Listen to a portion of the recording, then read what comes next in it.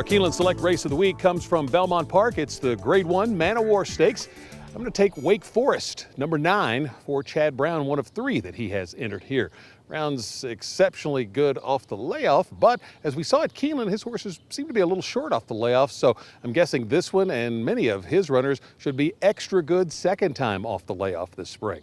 Look at the last race for Wake Forest. He had a lot of trouble in that race. I think he was the best horse that day and ended up finishing second to Kigan.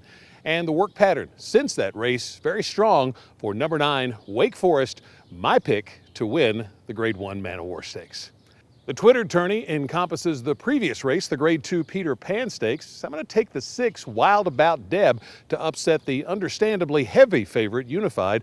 Wild About Deb coming in from California, and those horses have done well in the 3-year-old ranks this spring. So an upset pick for number 6 Wild About Deb for the Peter Pan.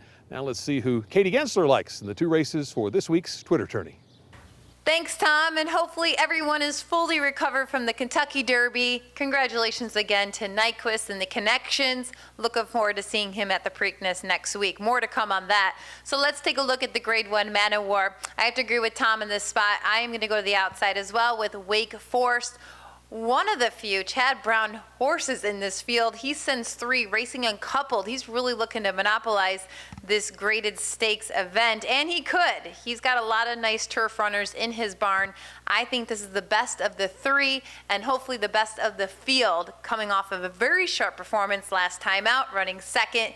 I think he can move forward off of that. It was a very impressive run off of that lengthy layoff. I think he exits with the highest buyer speed figure, so something to be said about that. Now, Kigan is the one to beat. He is full of class, but he's had a pretty tough schedule. No surprise, he should be somewhere in the mix, possibly on top. And then Can't Help Believing. Give it a second look to Grand Motion's horse, Can't Help Believing.